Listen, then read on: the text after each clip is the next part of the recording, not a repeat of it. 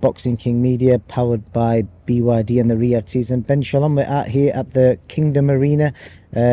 Media workouts have just took place. 4 of your fighters, part of your promotional team, have just gone through their paces and put you on the spot here. Out of the 4, whose fight you're looking forward to the most? You can't say whatever, you got to pick one. Straight in with a hard one. Fraser Clark. I think the It's other a huge fight. Yeah. For British boxing. I think most fans will be looking forward to that fight the most.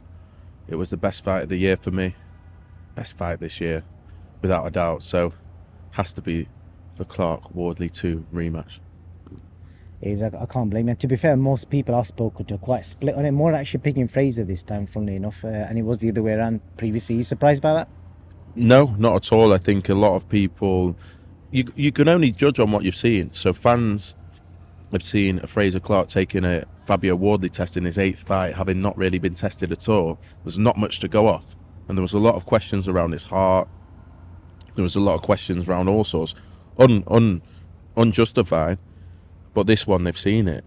They've seen him do that early on in his career as well. You know, for me, I'm looking for Fraser to step up a level now.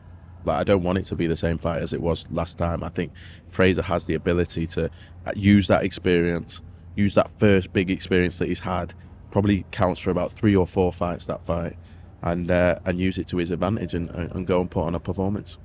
Indeed, should be a great fight. I'll start off the second fight, Ben Whittaker. Before I talk about his fight, I was talking to Eddie Hearn about his fight the other day, and he said that he doesn't agree with the way you've matched him up. You've not matched him up great against opponents that he's not going to look as good as he should do.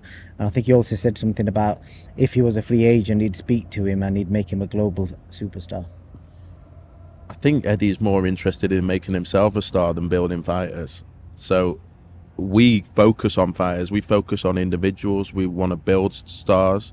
I think you can see from the fighters that have debuted with us in the same period that have debuted elsewhere what the difference is. Even Fraser Clark, for me, within 10 fights is a big star and making serious money because we've built him and managed him. We've worked so hard on Ben Whittaker's career, from the ring walks to the platforms to the showcase to paying for his fights so that people can watch it for free. A job of a promoter is to put your fighter in front of as many people as possible, and obviously get them the right fights. I think this is 4th or 5th fight this year, that activity, especially having come back from an injury. So we've done a phenomenal job with Ben Whittaker to have got him to this point this quickly. He's a global star. Hopefully he'll fight again before the end of the year. And yeah, as I say, look at the stars we have in boxing: Canelo, Gervonta Davis, Ryan Garcia. You don't even think about their promoter because they're the star, and that's our philosophy. And I think that's why Chris Eubank Jr. enjoys working with us as well. We want to give them all our focus behind the scenes and making them the best star they possibly can be.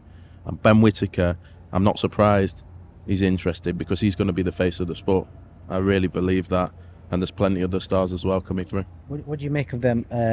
The matching that he made a point about, saying that you're not matched him right, so he's putting difficult opponents in front of him.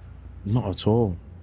Look first of all, look at a lot of his performances where he has got people out of there. At the end of the day, he's now fighting fighters that have worked him out or are coming to survive, which isn't always best, and he has to break people down. He's learning as well. He's got levels and levels to go. And look at all the greats: Prince Nassim Ahmed, Mike Tyson, Muhammad Ali. Not everyone was a showreel knockout, but I tell you what, everyone had talking points. Everyone, the ring walk for Ben Whittaker has been planned to perfection. Everyone, the spectacle that we created, the cards that he's been on. Every time Ben Whittaker fights, people know that he's fighting, and that's our job. And he continues to develop, and I'm sure other promoters will continue to be jealous of a fighter that, for me, is the biggest star, or can be the biggest star outside of the heavyweight division, and will be the biggest star in British boxing. Last question on Ben, because it's been talked about a lot, because I think there's a video recently where Eddie was shaking hands with him, and he's obviously said if he's a free agent, he's going to be gunning for him. So how confident are you that he sticks with you and he sees his career out with you in the imminent future? Very confident, in the sense we saw a vision, I believe, before no one else did. This was someone that we wanted to make the face of our company before he'd even had a professional fight. He's a superstar. We've done a lot of work with him, and he's in a long-term contract as well. Despite assurances from other promoters, it was short-term. So, look, I don't want to get into that back and forth in the sense that he should get attention. He will get attention, and we just got to continue what we're doing, and it's working very, very well so far. Chris Eubank Jr. has just done the media workout dressed in the traditional Arab outfit. I'm surprised you didn't join him in the same outfit. I was thinking, Sheikh Shalom. That's actually got a might title, the video Sheikh Shalom. Look, I think Chris is very, very grateful to Riyadh Season and Turkey Al Sheikh, because you've seen he doesn't get on with the promoters the best. And there's someone there that's saying, look, I don't care about the politics. You're a superstar. Okay, have this fight, and then I want to see you in the big fights. He recognises it's been out of the year, and Chris is delighted to be on the show, and obviously another star in the sport that I want to see in the big fights as well. We've seen Chris, obviously Chris has got his version of events, the promoters have got their own versions, obviously. But just as a neutral looking back, obviously, he obviously called all the promoters, X, Y, and Z, and he's fallen out with all of them. What makes you confident that you're not going to be another one of the promoters that he falls out with? What's different about your relationship with him? Look, it's a good question, because I do not want to talk badly of things that I have no understanding of. I wasn't even involved. I didn't even know about some of those things until we heard them last week. So I'm not going to talk badly of him. All I can say is what we do for Chris is try and say, you are in charge. We work for you. You're a star. We'll do whatever we can to support your career. And that's what we do with most, all of our fighters, really. And I think he enjoys working like that. I've never seen him so committed to the sport of boxing. I think throughout his career he's been in and out of love of the game. I really believe that. I think he's had a few issues as well in terms of to overcome from trainers and whatever it was, and obviously he's had some personal problems as well in the past couple of years that are hard for anyone to take, but his head's in a very, very good place now, and he's committed, and he's mature, and he's calm, and he's one of those fighters that I have to say, being around him, you really get a measure of the man, and he's a great man. I believe that, and yes, he'll maybe do things from time to time that are controversial, but all the biggest fighters do. And yeah, for me, he needs to put on a statement on Saturday night, and then we can see him in with some really big nights ahead. Well, mine's gone blank. Who's the fourth fighter that's on the show? That's a boxer fighter.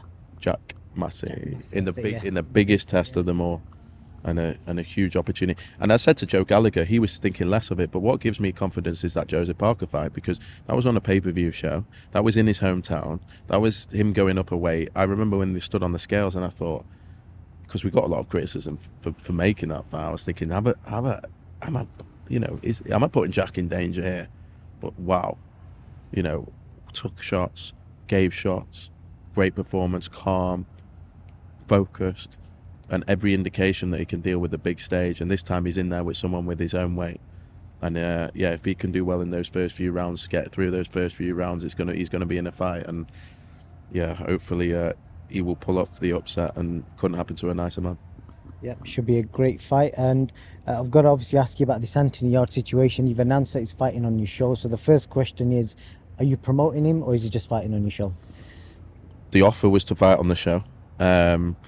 I'm delighted that he's fighting on the show. I think who wouldn't want Anthony Yarde fighting on the show? I think he's a star in boxing, and that show with Azim and Ahara Davis at the top, with Aziz Edmondson, with McKinson Mgenge, with Jamie TKB against Franklin Ignatius, two girls, Fran Hennessy and Shannon Courtney on the show, Sam Hickey, a lot of people talking about him making his debut. It's a huge card.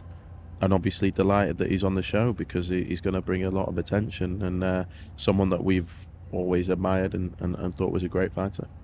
Frank Warren obviously done some interviews today, and Eddie did some stuff yesterday as well. Eddie, basically the quote was along the lines of that, they could have gone and made an approach to signing, but they felt from a legal position that he was not a free agent, and there'll be contractual issues there. I think Frank Smith has said something about, I'm assuming hinting towards yourself, that you've got a history of getting involved with fighters with contractual issues, and obviously there's going to be ramifications from that.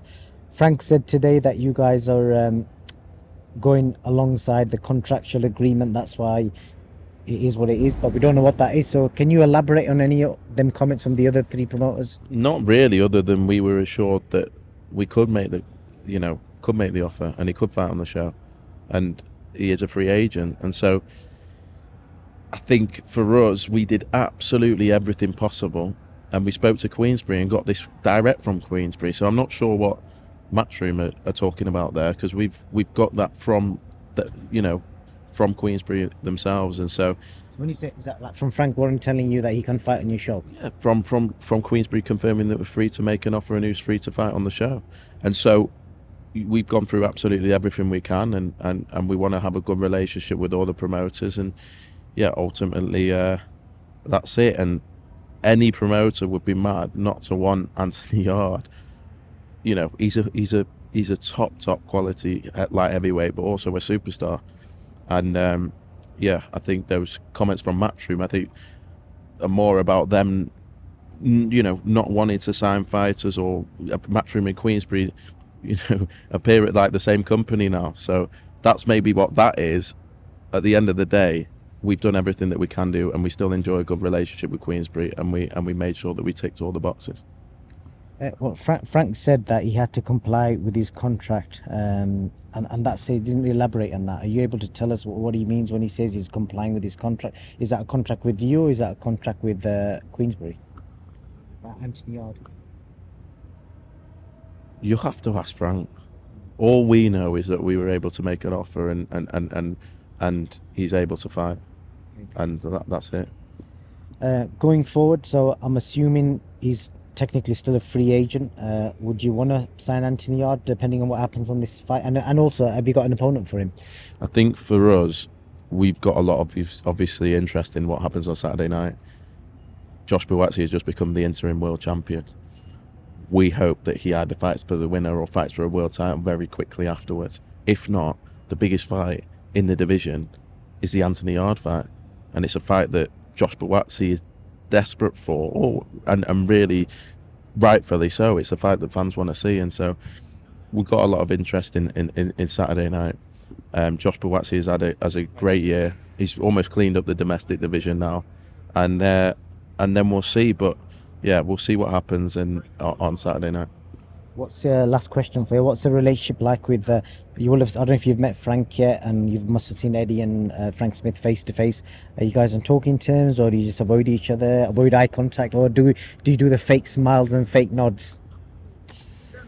Don't really give it too much thought, as long as the fights can be made. It's a fantastic thing to be involved in at the moment. It's a fantastic place to be in. It's a fantastic time to be in boxing. The fighters are all getting huge opportunities, and we've got 4 massive fights on Saturday night that are taking up most of my attention. All right, so I thought you might say we're all fake mates or something. No, we're not mates. Right, Ben, Shalom, appreciate that, and yeah, should be an exciting night, and we'll catch up Saturday night. Top man. Cheers, bro.